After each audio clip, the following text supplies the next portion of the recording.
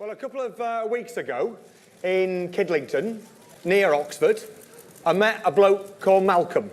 I say met. He came up to me in the street and he started shouting at me. You might have seen it on the news or on the internet.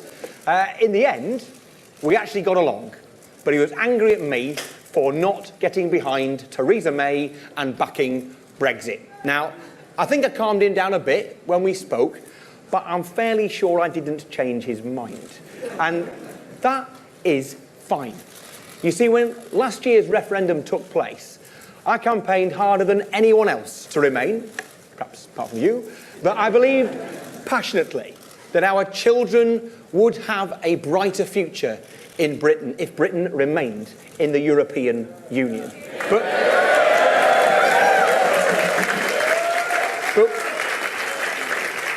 But we lost, and I accept that. But that does not mean that I have changed what I believe. I believe that our children will have a brighter future if we are inside the European Union, that they will be safer and better off, that our economy will be stronger and our country will have more influence in the world. But just because I believe that does not mean that I think that people who voted to leave are bad people. Of course they're not. We just disagree. You see, I grew up in Preston, in Lancashire, and most folks in Preston voted to leave. There are parts of Lancashire where 2/3 of the people voted to leave. Friends of mine did. Members of my family did. They don't all admit to it. They don't do it to my face. But I know that they did, because you told my sister, didn't you? Anyway, they are... Pretend otherwise. These people, they're my people. I love those people. They are good people. They are decent people. And as it happens, I liked Malcolm too, once he stopped shouting at me. But here is the difference between me and Theresa May. I want Malcolm, everyone here, everyone in Preston, every single one of you to have your say over what comes next. Nobody knows what Brexit will look like. The choices Theresa May will make will affect your life and our country for decades. Your shop, your weekly shop, your job, your environment, your safety, where you can travel to and where you can live. And she is already making choices that will affect those things, including the most profound choice she could make, taking Britain out of the single market. That decision alone is a time bomb under our economy. And when it blows up, it is going to take down our NHS and our schools with it. It is going to wreck our children's future for decades to come, and it is a choice, her choice, plain and simple. It was not inevitable. There was nothing on the ballot paper last June that said we were choosing to pull out of the single market. There are other countries that are outside the EU and inside the single market. Just look at Norway or Switzerland. There was nothing on that ballot paper that said that people and families from Europe who have made this country their home will be left in limbo, not knowing if they can stay in the country they've raised their kids in. And there was definitely nothing on that ballot paper that said we would turn our friends, our neighbours, our allies into enemies. And yet here we are, with our government making accusations of our neighbours and even threatening war with Spain. The choices Theresa May makes and the compromises she negotiates with the bureaucrats in Brussels will affect our children's future for decades to come. My children, your children, Malcolm's grandchildren. In June last year, we voted for a departure, but we did not vote for a destination. So I want you to have your choice over your future.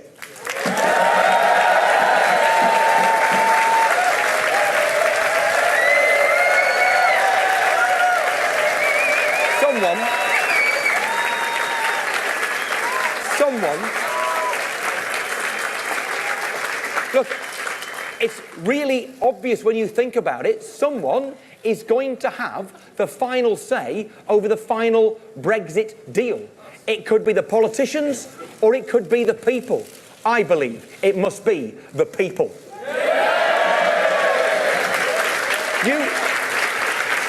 You You should have the say over whether Theresa May's Brexit deal is right for you, right for your family in a referendum. And if you do not like that deal, you should have the choice to remain in the European Union.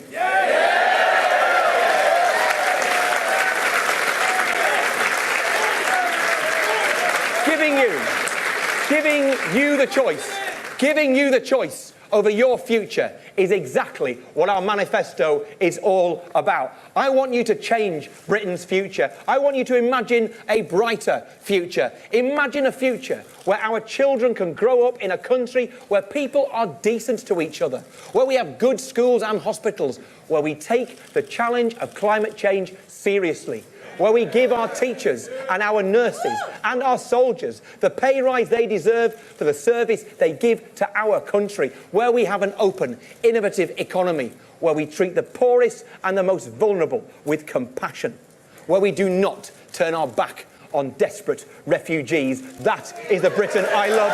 That's the Britain I want to lead.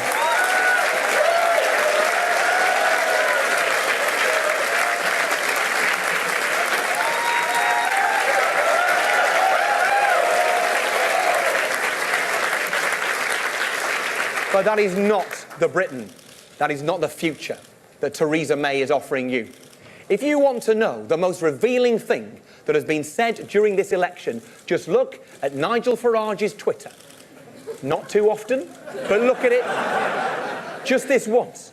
So Theresa May, and in his very words, Theresa May is using the exact words and phrases I've been using for 20 years. Now think about that for a minute. Nigel Farage says the exact words and phrases.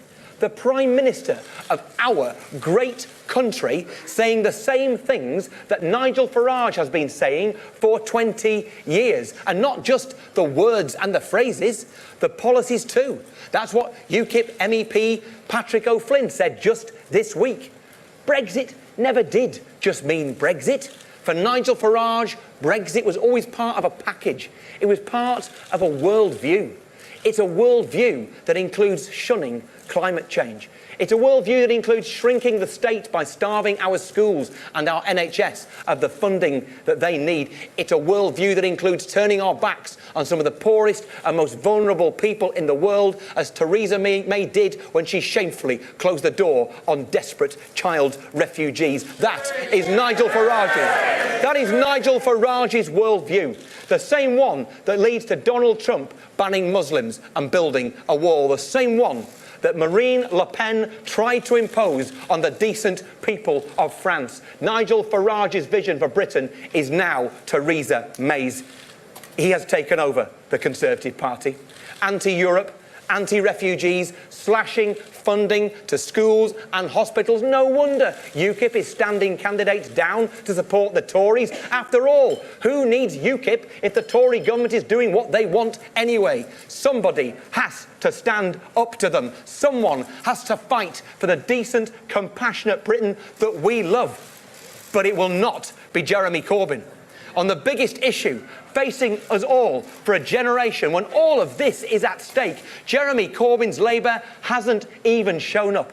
Jeremy Corbyn ordered his MPs and his Lords to go into the lobbies and vote with the Tories and UKIP, not against them, with them, before the vote on Article 50. He said he would order his party to vote in favour of, even if the government made no concessions to them whatsoever. So surprise, surprise, they made no concessions whatsoever. Jeremy Corbyn did not need to do that. He could have voted with us to stay in the single market or to give European citizens living here the right to stay. He chose not to.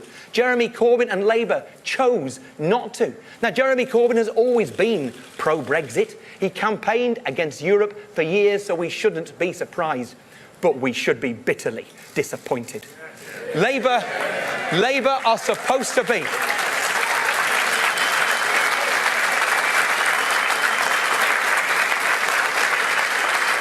Labour are supposed to be the opposition, but they haven't opposed anything. They are supposed to stand up for working people, but they haven't stood up for anyone. They are supposed to care about our children's future, but they are letting the Conservatives wreck it. They have lost the right to call themselves the opposition.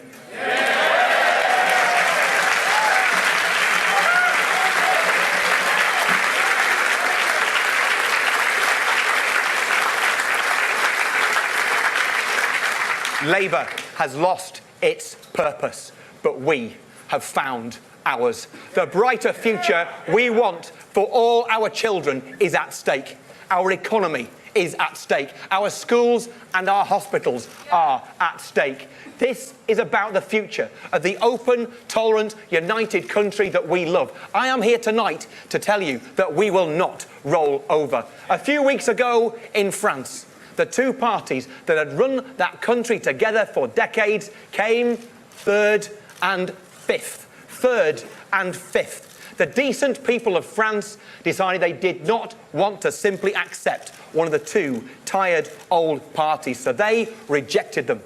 And when the two old establishment parties have been eliminated, the decent people of France faced a stark choice. A liberal, pro-European candidate who believes in an open, tolerant and united France versus the leader of the National Front. Hope versus fear. A brighter future versus a cold, mean-spirited one. Nigel Farage pinned his colours to the mast. Just like when he backed Donald Trump in America, he backed the candidate who represented his worldview. Anti-Europe, anti-refugees. He backed the National Front.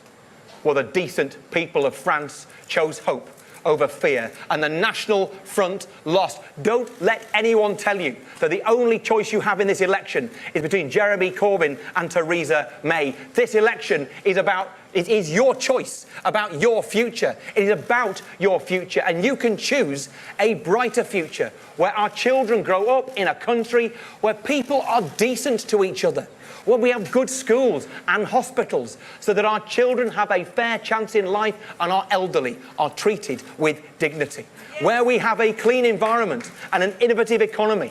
The more Liberal Democrat MPs you elect, the better deal we will get on Europe. The more Liberal Democrat MPs you elect, the more jobs, the more money for our NHS and for our schools. The more Liberal Democrat MPs you elect, the brighter the future for our children. Theresa May and Nigel Farage's cold, mean-spirited Britain is not the Britain I love. The Britain I love is generous and it is compassionate. The Britain I love is one where we are decent to each other.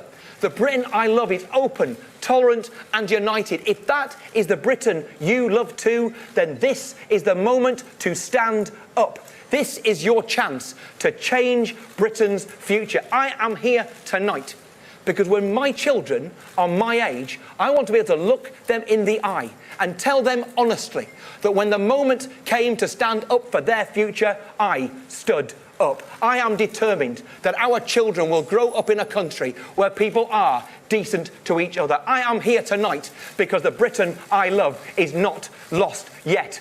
That is the country I want to lead. Thank you. You didn't frankly have the balls to put country before party.